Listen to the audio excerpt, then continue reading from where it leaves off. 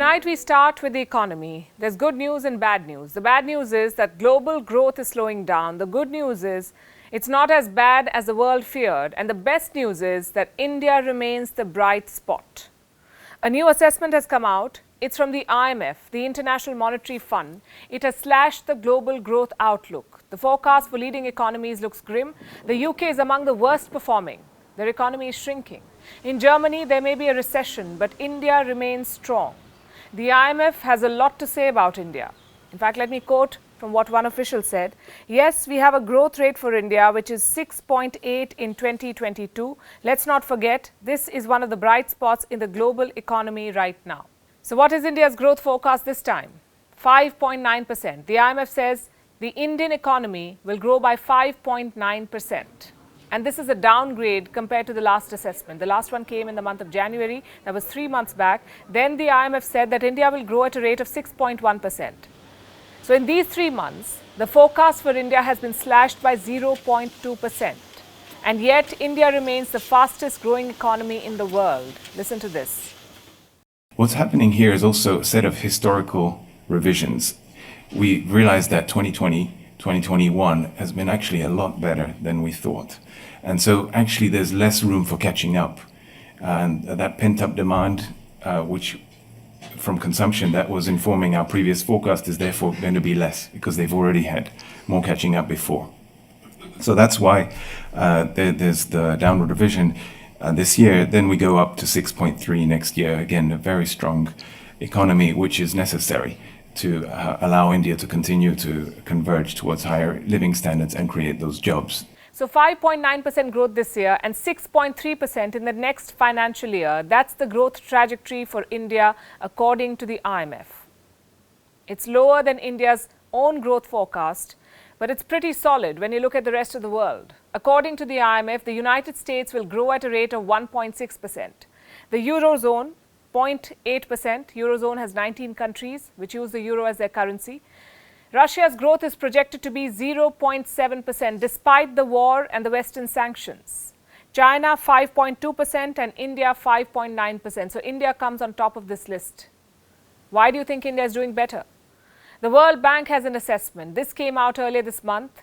And here is what the World Bank said about India. I'm quoting again. The Indian economy continues to show strong resilience to external shocks. Notwithstanding external pressures, India's service exports have continued to increase and the current account deficit is narrowing. So there are 3 reasons.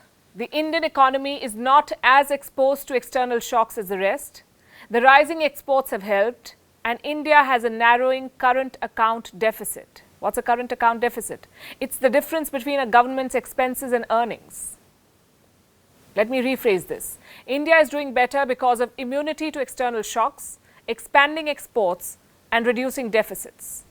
And the numbers support this assessment. Last month, India's exports crossed the 750 billion mark. This was an all-time high. Inflation is slowly coming under control. In February, inflation in India fell below the 7% mark.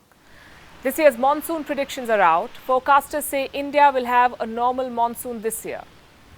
This is expected to boost food grain output and ease concerns of any shortage. Since the pandemic began, the Indian economy has performed better than the rest. The challenge now is to sustain this growth, to keep it at the same level. And it won't be easy because while India can resist some of the external shocks, it cannot avoid them altogether. And there will be external shocks. The IMF says the outlook for the world economy remains dim.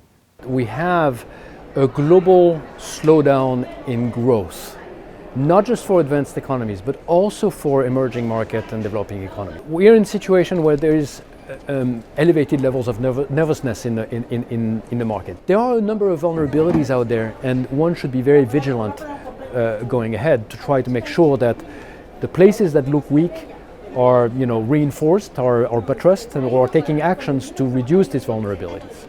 What are these vulnerabilities? High inflation, rising interest rates, the uncertainty in the global banking sector, which was triggered by the bank failures in the US, and the war in Ukraine. It has cast a shadow on the economy. Policymakers and investors are nervous. The war is far from over, and there's a fear that it may spill over. There are growing geopolitical tensions over Ukraine, so the global economic situation remains challenging and India's policy planners have their task cut out. They must create new opportunities and contain the risks. Right now, India's finance minister is in Washington. Nirmala Sitharaman is leading a high-powered delegation and meeting top officials. Yesterday, she met with Geeta Gopinath, the deputy managing director of IMF. They discussed global economic challenges. Sitharaman also met Janet Yellen, the US Treasury Secretary, their finance minister. India is pushing for reforms of multilateral development banks, like the World Bank. Yellen has appreciated India's stance on the issue. The next few months are going to be crucial. As the world's fastest growing economy, there will be more expectations from India, and New Delhi will have to go beyond expressing opinion. It will have to come up with solutions to some of the most pressing challenges of the world today.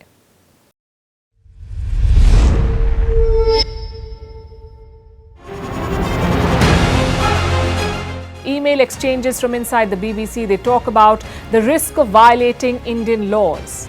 It's easier to rake up the freedom of speech debate, but does it give anyone a free pass to knowingly violate the law? America supports India because it needs India's support in return. And India is working with the US because it suits India's interests. This is how geopolitics works. Last night, he diffused a crisis with his defense minister. But today, Netanyahu was confronted with a new problem. His cabinet seems to have rebelled against him. The UK is looking at the Indian subcontinent to fill its coffers. That India seems to be negotiating from a position of power, like a partner and not a former colony.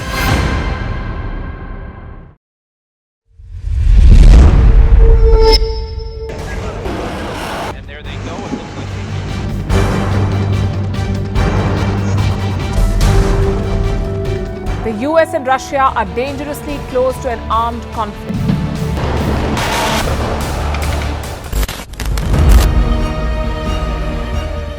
This year, 2023, New Delhi will be the capital of global diplomacy. For a country as diverse as ours, with 88% of the population illiterate, it was a very big deal to write a constitution, and that too, the world's largest. Meanwhile, if we may, here's a Republic Day gift from India for the BBC. A list of suggestions for the BBC for their upcoming documentaries. Number 1, the Kohinoor and the colonial loot. Number 2, an outdated monarchy and unhealthy obsession with the royals. Number 3, racism in 2023. We're waiting.